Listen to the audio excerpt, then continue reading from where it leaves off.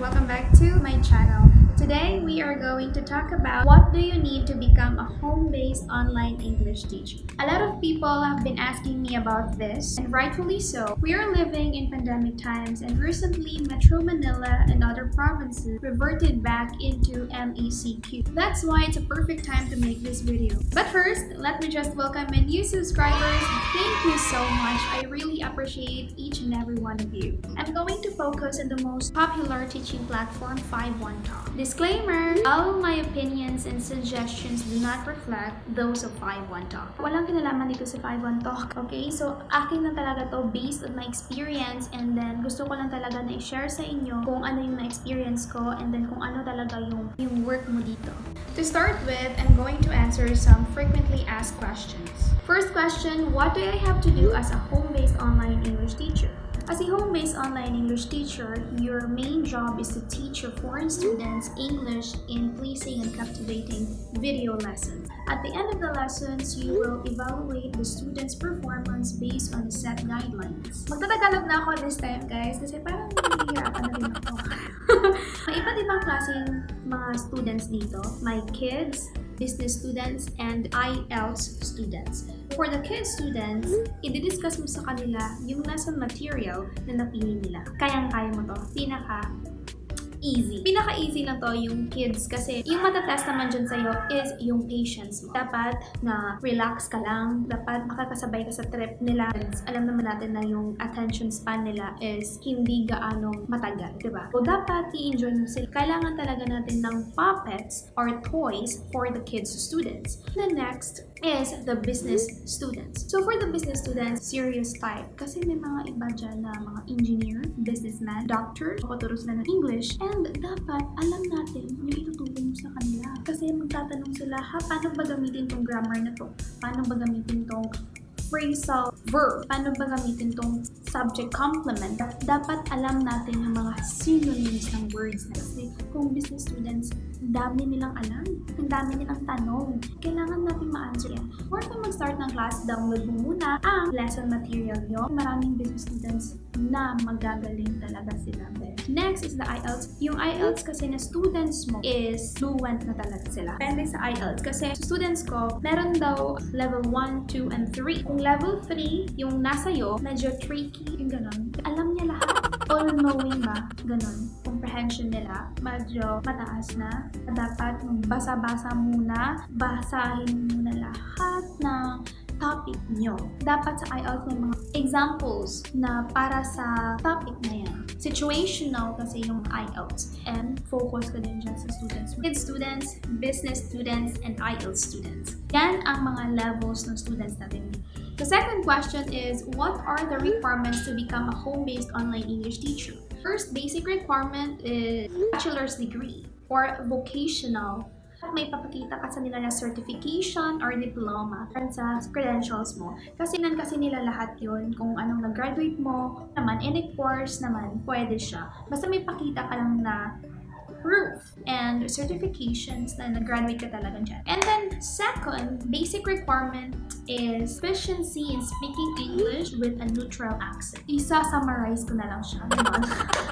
Need mo lang dito is basic English because you're a teacher. Magtuturo ka. Turuan ng students mo ng English. So that before ka magturo sa iba, alam mo muna. Kung hindi mo pa naman alam yung topic or kung hindi mo pa alam yung words, pwede kang mag-search dyan sa internet. Madami tayong access ngayon. Lahat dyan na sa internet. Kasi sa kanila, wala silang YouTube. Wala silang Google. I don't know kung ano yung ginagamit nila, pero wala silang ganun doon. Kaya hindi nila ma-search kung ano talaga yung mga pronunciation. Pero may iba naman na nasi-search pa rin sa dictionary. Pero mas iba talaga tayong Pinoy, diba? Dapat meron tayong mga pronunciation, neutral accent. I mean, clear lang talaga yung pagkasabi mo.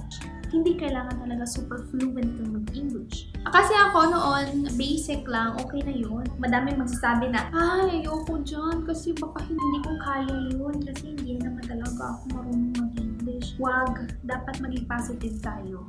Positive yung mindset natin. Dapat kayanin mo, pag-aralan mo. At saka, ang maganda lang naman dito sa work natin is hindi ka lang nag-teach at the same time, nag-learn ka pa. Kasi may mga lessons sila.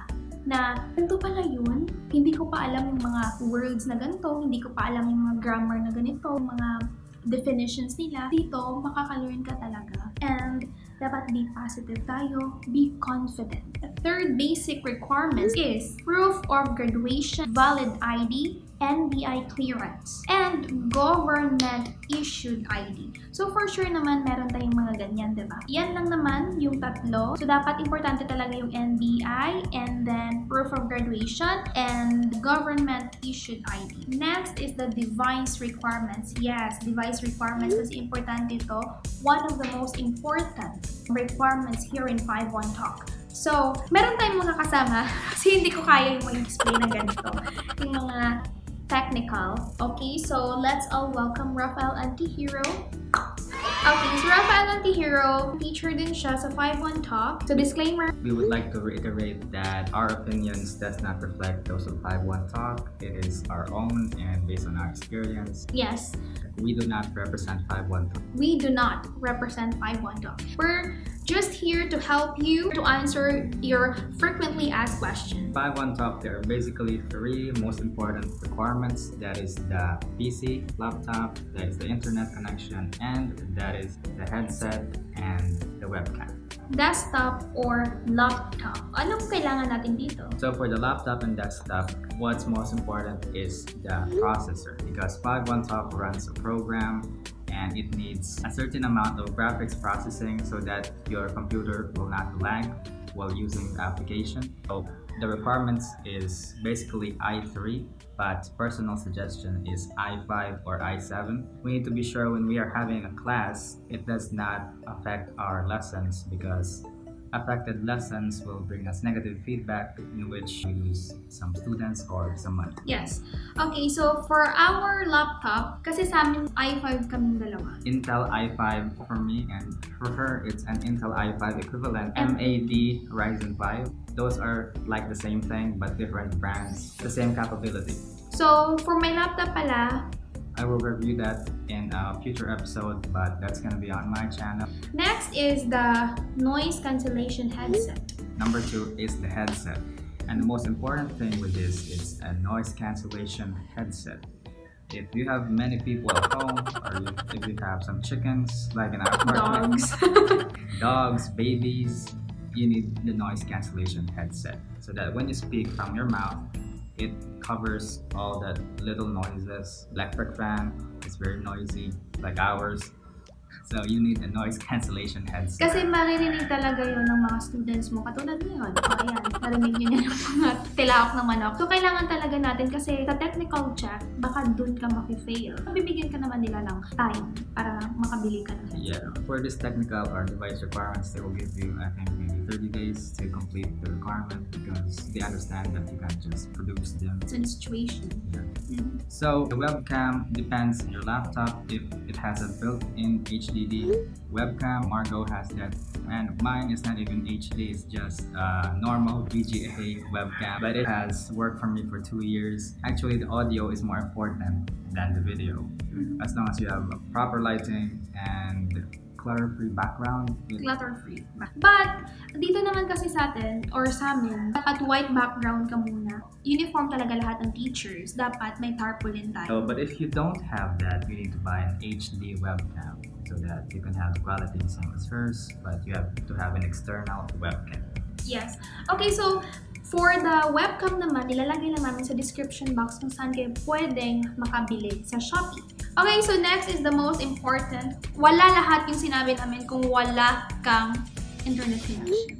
Probably the most important is a good and stable internet connection, because without this, we can connect with students. Might have a good laptop, good webcam, but without internet, it's... Ilan pala yung upload speed and download speed? 5 Mbps to be safe, or if you can't, go 10 to 20 Mbps. But if you can't, 5 Mbps is stable enough. Price difference is not that big.